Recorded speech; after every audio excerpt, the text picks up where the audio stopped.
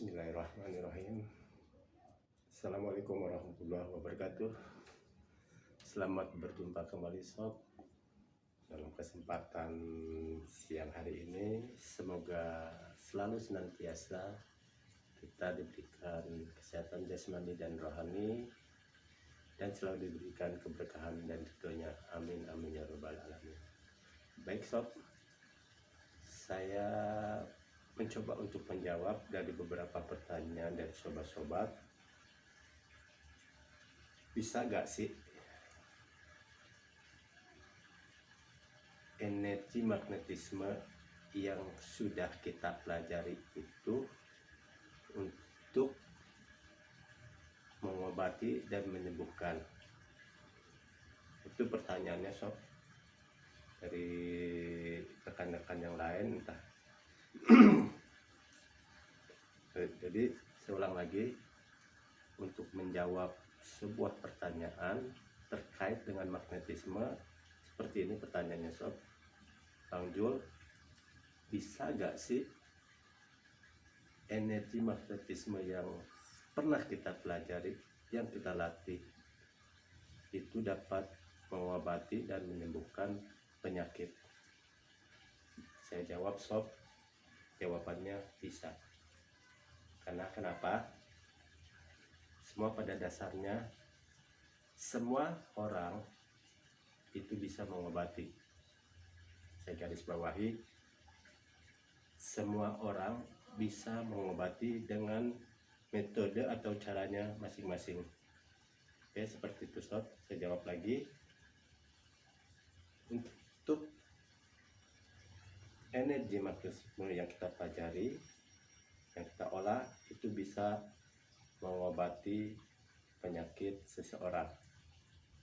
Tapi kembali lagi dengan catatan, kesembuhan itu adalah milik Allah Subhanahu wa Ta'ala. Jadi sekali lagi, semua orang bisa mengobati penyakit, dan untuk kesembuhannya kita serahkan kepada Allah, karena Allah Ta'ala yang memiliki kehendak, yang memiliki kuasa untuk kesembuhan seseorang. Karena beliaulah yang memberikan penyakit, dan beliaulah yang Allah lah yang memberikan kesembuhan juga kepada hambanya yang diberikan penyakit tersebut. Oke, terus lantas bagaimana caranya Bang Jul?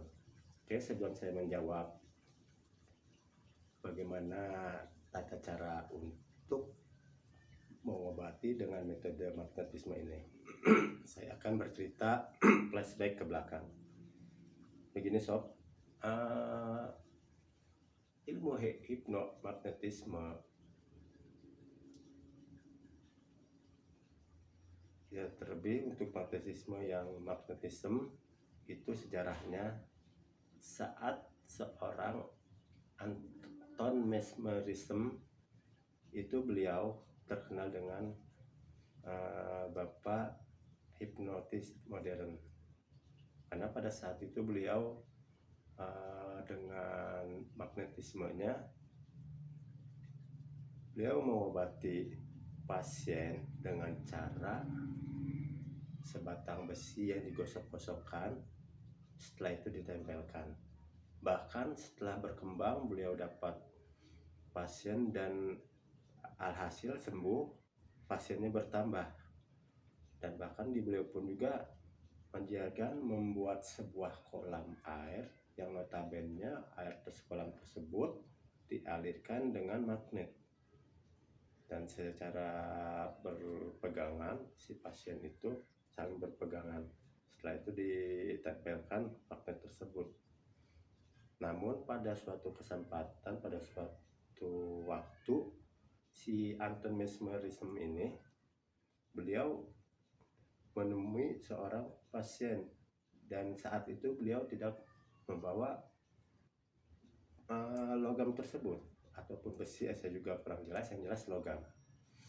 Dan saat itu juga si Anton Mesmerism, beliau dengan menggosok-gosokkan telapak tangan pada saat itu, lalu kemudian beliau menempelkan telapak tangannya kepada si pasien. Alhasil walau alam pasien tersebut sembuh. Nah, itu sejarah ringkasnya sob. Kenapa magnetisme saya katakan dan saya jawab bisa untuk mengobati penyakit. Itu pertama. Kedua, dan saya pun pernah belajar ilmu pernapasan saat itu, saya nggak sebutkan namanya. Dan guru besarnya pun juga sama. Beliau itu menggunakan telapak tangan dengan mengalirkan energi. Oke, seperti itu sob. Jadi mungkin dua referensi ya, mungkin saya katakan dua referensi ini untuk dapat menambah memperkuat jawaban saya.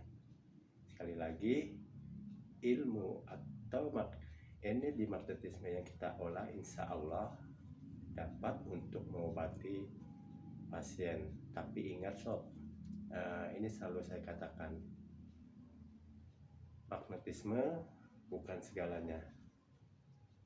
Kita kalaupun memang ada pasien yang ingin kita terapi dengan magnetisme, kalau saya pribadi, saya tidak langsung serta-merta menggunakan energi magnetisme tersebut.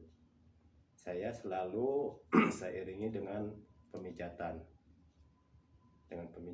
Jadi disesuaikan. Jadi pada saat titik-titik tertentu kita salurkan, niatkan, sugestikan untuk penguatan sesuai penyakit si pasien. Tapi kembali lagi, tidak semua penyakit itu dapat disembuhkan dengan magnetisme, karena saya rasa itu kurang bijak sob. Karena kenapa? Ya saya katakan kurang bijak, karena seorang dokter pun beliau itu berobat belajarnya aja itu udah tahunan, bahkan beliau mau mengeluarkan biaya yang lumayan besar.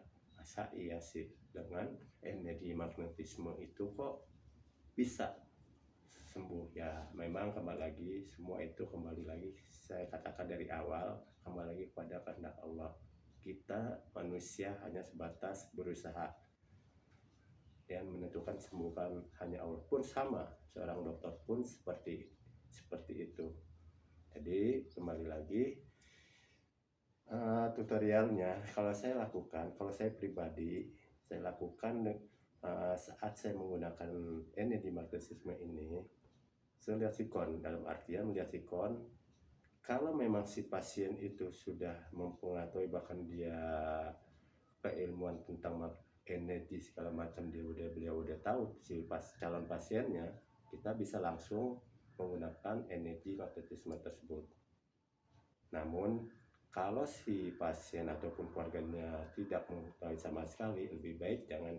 Kalaupun memang terdesak, kita pakai sambil ada pemijatan. Karena kenapa? Saya pribadi saya nggak pakai, karena saya khawatirkan akan menjadi fitnah. Nah, seperti itu sob. Jadi tutorialnya, pada saat umpamanya si pasien ini menderita batuk, ataupun salah satu contohnya batuk yang tidak kunjung sembuh. Nah, itu kita dapat tempelkan telapak tangan kita di bagian paru-paru, untuk mungkin kalau dari belakang, kalau untuk pria bagian punggung belakangnya aja, untuk wanita ya, karena untuk depan kan nggak mungkin. Tempelkan bagian belakang, bagian paru-parunya kita tempelkan dengan telapak satu tangan ataupun dua tangan. Kita salurkan energi kita tersebut tanpa pengejangan, diniatkan aja dalam hati meminta kepada Allah Subhanahu wa Ta'ala untuk pengobatan batuk.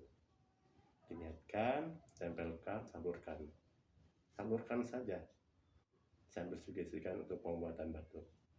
Walau alam bisawab, insya Allah. Yang saya pernah udah beberapa kali, atas izin Allah tentunya, kembali lagi, pasien-pasien saya ada yang sembuh, mungkin juga ada yang tidak. Saya rasa itu sekali lagi, untuk energi magnetisme itu kita dapat gunakan untuk pengobatan, tapi pengobatan penyakit, bukan untuk penyakit hal-hal yang selalu berat banget. Itu ada batasan-batasannya. Saya rasa itu aja sob, semoga bermanfaat. Assalamualaikum warahmatullahi wabarakatuh.